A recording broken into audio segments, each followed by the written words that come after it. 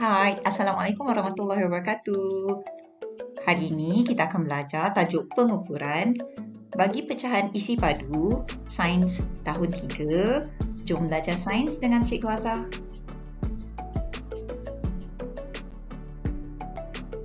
Objektif kita untuk hari ini adalah kita boleh menyatakan unit untuk mengukur isi padu. Kita akan memerihalkan kaedah mengukur isi padu. Kita akan mengukur isi padu objek, kotak lohong.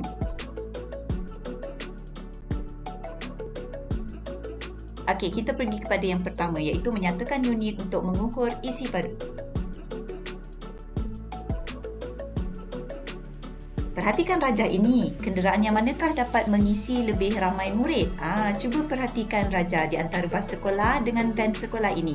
Kenderaan yang manakah dapat mengisi lebih ramai murid dalamnya?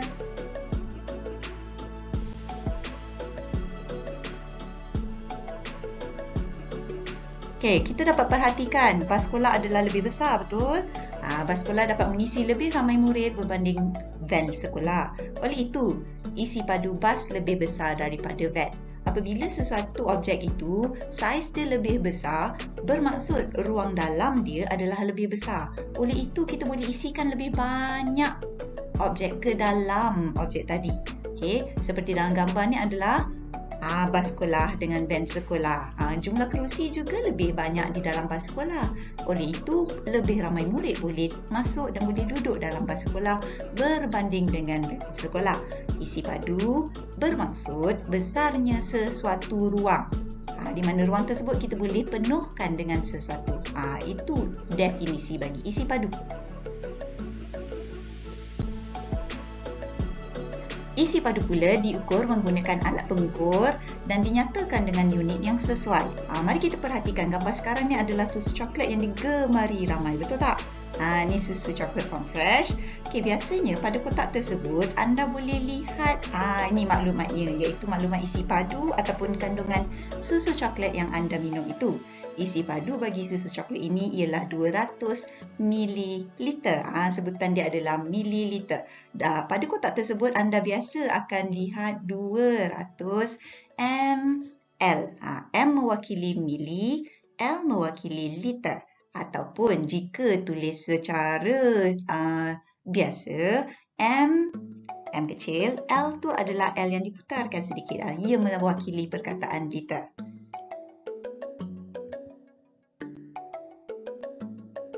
Bagi objek ini pula, ini adalah satu botol air mineral yang besar.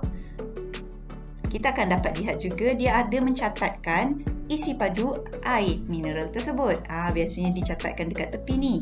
Dekat sini dinyatakan isi padu bagi air mineral tersebut ialah 9.5 liter. Ini yang besar, saiz besar. Ataupun cara tulis dia adalah 9.5 L kecil yang diputarkan. Itu adalah simbol bagi liter.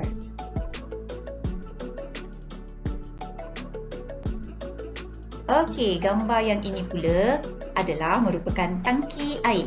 Tangki air biasanya kalau dekat rumah, ada tangki air yang diletakkan di luar rumah, di tepi rumah. Ada juga tangki air yang diletakkan di dalam rumah tetapi berada di atas shieling ataupun di atas, di bawah bumbung, di dalam bumbung.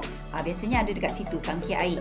Dekat sini dalam rajah ni, isi padu bagi tangki air ini ialah 25 meter padu. Di mana 25 M dan 3 kecil dekat atas itu mewakili perkataan meter padu. Sebelum ni dalam tajuk luas kita nampak 2 kecil dekat atas. Kalau 2 kecil itu mewakili perkataan persegi. Itu untuk luas. Tetapi kali ini kita pelajari tentang isi padu. Jadi unit bagi isi padu adalah 3 kecil di atas meter tersebut, iaitu ia mewakili meter padu. Mari uji pengetahuan anda. Setakat kita dah belajar tadi, cuba bayangkan kolam renang. Kolam renang mempunyai ruang di mana kita boleh isi dan penuhkan dengan air. Di mana kita boleh berenang, kita boleh bermain air. Jadi, apa unit yang sesuai untuk kolam renang? Bagus! unit yang sesuai, unit isi padu bagi kolam renang adalah meter padu kerana kandungan air yang boleh kita isi dalam kolam renang tersebut adalah dalam jumlah yang banyak. Kita uji yang kedua pula, ini adalah picagari. Biasa lihat, picagari ini jika untuk di rumah, anda pernah lihat biasanya untuk bayi ataupun untuk budak yang kecil, doktor akan bagikan picagari ini untuk makan ubat. Adakah saiz dia besar ataupun kecil? Saiz dia tidak berapa besar. Kita akan sedut ubat dalam tu dan beri makan. Ada juga digunakan picagari ini untuk suntikan. Bagus.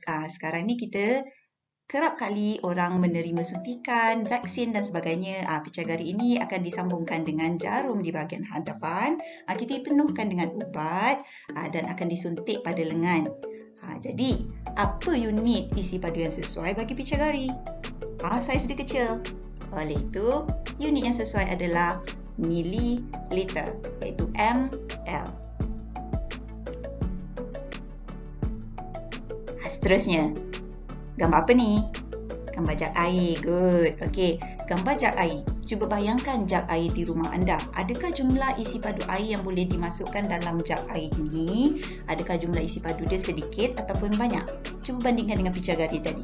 Adakah dia sama saiz dengan picagari ataupun dia lebih besar? Bagus, dia lebih besar. Maknanya, lebih banyak jumlah air yang boleh diisi dalam ruang jak air tersebut. Oleh itu, unit isi padu yang sesuai untuk jak air ialah bagus, liter.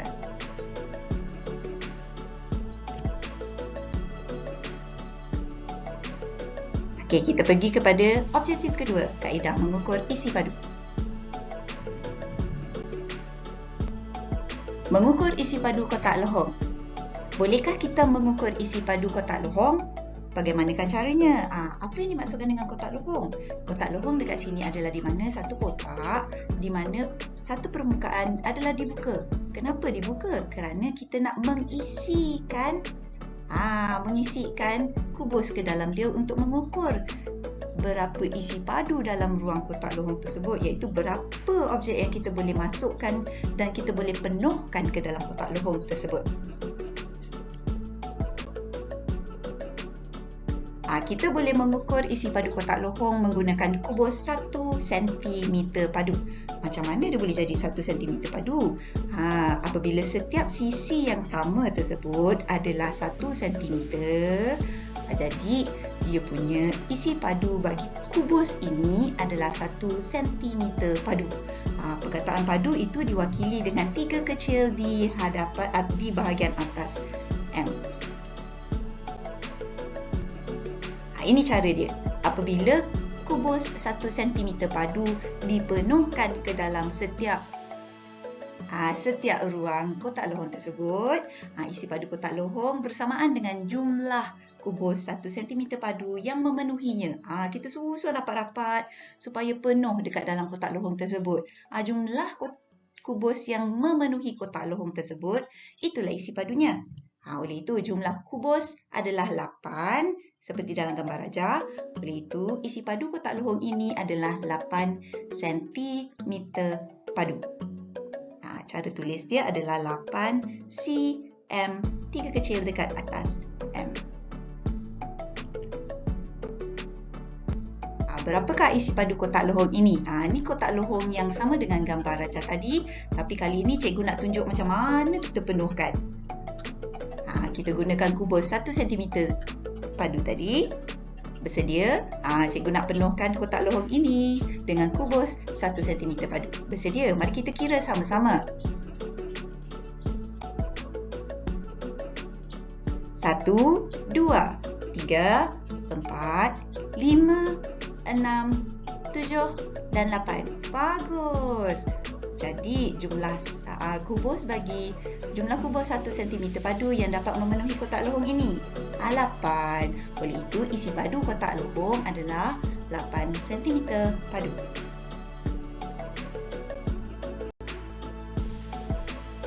Mari kita mengukur isi padu objek kotak lohong. Perhatikan video ini di mana kita akan kira isi padu kotak lohong yang tersedia di bawah.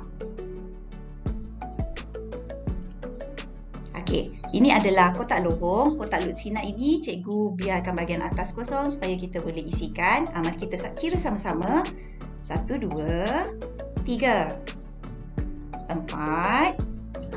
Kubus ini kita masukkan dan susun penuh-penuh rapat-rapat. 5, 6, 7, 8, 9, 10,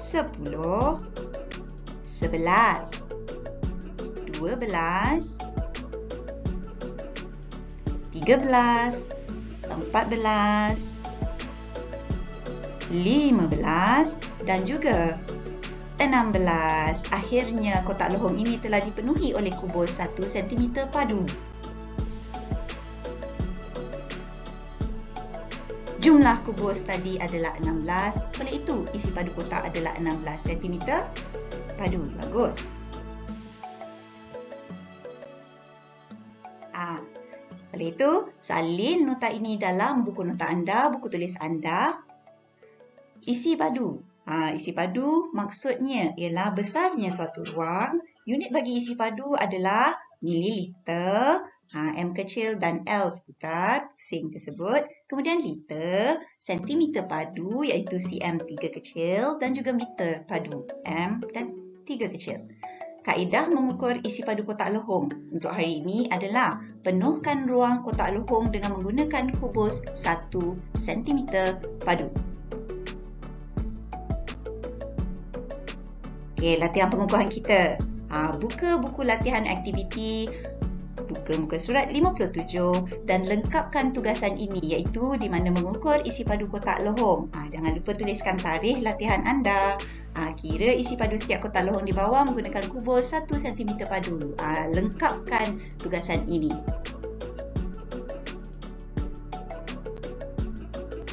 Rumusan kita hari ini, unit isi padu yang kita telah pelajari mililiter, liter, sentimeter padu dan juga meter padu. Kaedah mengukur isi padu kotak lohong untuk hari ini adalah dengan menggunakan kubus dan kita memenuhkan ruang kotak lohong menggunakan kubus 1 cm padu. Itu sahaja untuk hari ini. Semoga bermanfaat. Terima kasih kerana sudi mendengar. Bye.